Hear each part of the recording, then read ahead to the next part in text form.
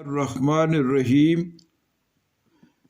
ایک دفعہ کا ذکر ہے کہ ڈپٹی کمشنر کے ہمراہ ان کی اہلیہ سرکاری دورے پر تھیں۔ راستے میں وہ ایک باغ کے قریب رکے۔ باغ کے درختوں پر پرندوں کے بے شمار گھونسلے تھے۔ ان کی اہلیہ نے خواہش ظاہر کی کہ باغ سے کوئی گھونسلہ لیتے چلیں تاکہ میں اسے گھر میں سجاؤں۔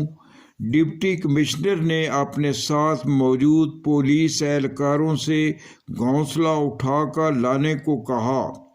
پولیس نے ایک لڑکے کو جو قریب ہی ایک گائے چرا رہا تھا 100 روپے دیتے ہوئے ایک گھونسلہ درخت سے لانے کو کہا، لیکن وہ لڑکا گھونسلہ لانے کے لیے تیار نہیں ہوا۔ ڈپٹی کمشنر نے پولیس والوں سے اس لڑکے کو 500 روپے دینے کو کہا، پھر بھی لڑکا تیار نہیں ہوا۔ لڑکے نے ڈی سی سے کہا، جناب، گھونسلے میں پرندوں کے بچے ہیں۔ جب پرندے شام کو کھانا لے کر لوٹیں گے تو انہیں اپنے بچوں کو نہ دیکھ کر بہت دکھ ہوگا۔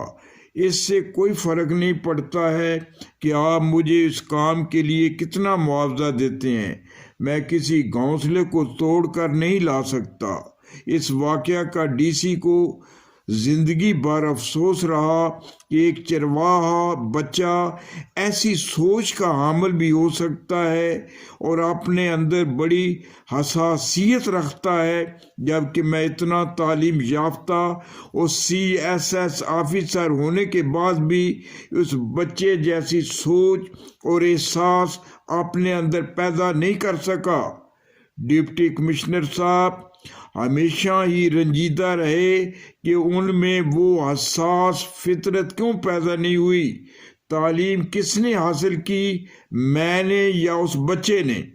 انہیں شدت سے احساس رہا کہ اس چھوٹے لڑکے کے سامنے ان کا موقف اور CSS ہونا بالکل ہیچ ہے، گویا ان کا قد اس بچے کے سامنے سرسوں کے دانے کی مانند گھٹ گیا ہے۔ تعلیم، سماجی مقام اور معاشرتی حیثیت انسانیت کا معیار نہیں ہے۔ محض بہت سی معلومات جمع کرنے کو علم نہیں کہا جا سکتا۔ زندگی تبھی خوشگوار ہے جب آپ کی تعلیم انسانیت کے تئیں حکمت، شفقت اور ذہانت کا پتہ دیتی ہے۔ اس لیے ضروری ہے کہ تعلیم 10% اور تربیت 90% درکار ہے۔